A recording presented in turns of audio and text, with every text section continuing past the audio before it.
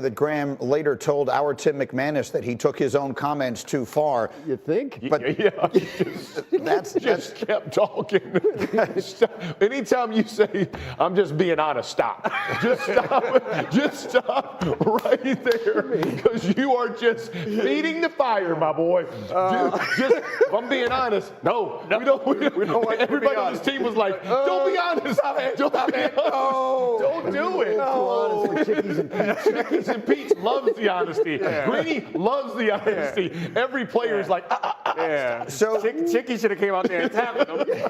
Pete should have grabbed the mic like, hey, look, we just gonna keep it in house. We gotta win. We want to do the best we can. I'm very proud of my guys. Sometimes contentious things happen on the sideline. I feel the need to remind you that this comes after the Eagles won their 9th consecutive game.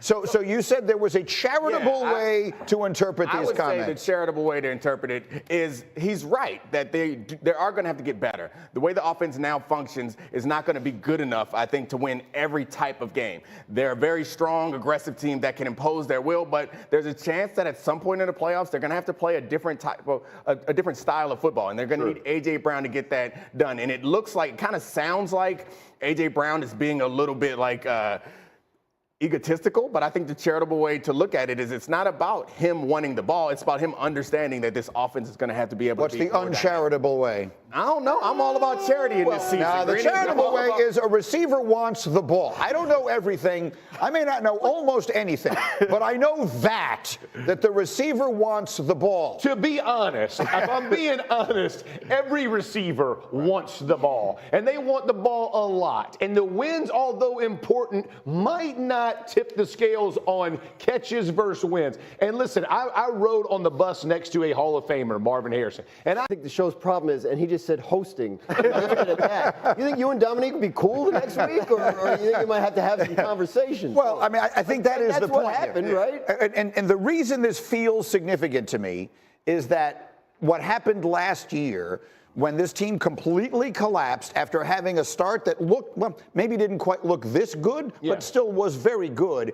It didn't feel like they collapsed just schematically. Right. It felt like they came apart at the seams. So you're always kind of on the guard to make sure that that's not happening again. So even I think in losses, it's easy to pick out the things that need to work on. So I would say, again, the way to look at this is even when we win, we recognize that there's a problem. Yeah, we often recognize that there's a problem. And the tough thing about being a receiver is when we're looking at a receiver's, the way that they impact the game, it's about catching the ball. So if Jeff misses some blocks and they win and he's grumpy afterwards, gonna be like, man, he really missed some blocks. No one's gonna say Jeff is selfish. So it's the same thing for the receiver. Agreed. He's like, we won, but this ain't right. And I wanna help. And the way that I'm gonna help is if one throws me the ball. Right. And he has but look, what it's worth, Rex was sitting here yesterday and he said, watch Amon-Ra St. Brown. For sure. He didn't have a bunch of catches. He's out there blowing people up, blocking and all that. There are other ways that receivers, this was Rex talking, not me. So I would say the difference is that offense was functioning the way that offense is designed to function. The Eagles' offense is slightly different. It's designed this way. It's designed this way in part because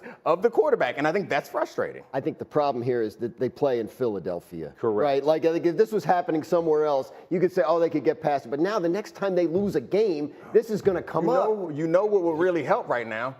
Some leadership from the head coach. This is the time my word. What? Here we go. I'm not saying Here we go. What's going on? Let me say this. That he can come. He can step in. Let me say this about part of AJ. Part of AJ Brown's issue goes to Kellen Moore. They run the ball more than anybody, and they attempt fewer. Right. And listen, every offensive coordinator in the NFL, every single one, if they can win 9 games in a row and they have a low risk, high reward game plan, everyone would choose it. I don't care what offensive coordinator, I don't care what head coach. If you can win with Saquon Barkley setting a record, that's the best way to go. Now, you're going to have to do something different. That was the Panthers, and they should have lost. If Leggett catches the ball, the Panthers could have beat the Chiefs too. It's still football. All right, hold this thought right here. I have to come. Welcome to John Crowder's show. Thanks for tuning in. I'm back again with another sports show, joining you live from a spot here in the Battery, Atlanta, Georgia. If you ever get a time, come check us out. Want to make sure you understand that if you want to see some of the most up-to-date clips, shows, Stephen A. Smith, First Take, Pat McAfee, go ahead and tune in Every day we're dropping clips and even live shows. So take the time to go ahead, like, subscribe, and even share this content. We're going to be pushing out a lot of content to you free. And also we're going to be giving away live tickets to sporting events. And we'll be live on set at the NCAA Championship, the Final Four. And also we'll be live at the Super Bowl this year. So if you want to win free tickets, make sure you like and subscribe and stay tuned. Put the alert bell on. We're going to keep you up to date with NFL, MLB, soccer, baseball, hockey, all sports, and even giving you free picks on parlays that we hit very often. So go ahead and stay locked in, because if you blink, you'll miss it. Again, I'm John Crowder. Thanks for tuning in. What are some of the most iconic sports for you as far as moments? One of the most iconic sports moments for me was definitely when the Falcons lost the Super Bowl. Even though I'm a Falcons fan, it was heartbreaking, but it was definitely memorable. So that was one of the most memorable, ugliest moments for me as a sports fan. Go ahead and drop in the chat what your most memorable moment in sports was, and we'll be sure to comment and respond to that. One other thing, we definitely want to let you know that we do have sports picks, and we will be putting them in the chat.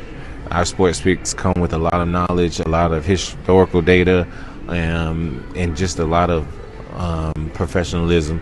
So if you want to start hitting some of those bets, make sure you follow our picks, and we'd definitely like to help you out on that. All right, this channel is completely free. We don't have any sponsors, so make sure you like, subscribe, and share this to get more content like this and to help us put out more content. Again, I'm John Crowder, and I'm joining you live from the Battery in Atlanta.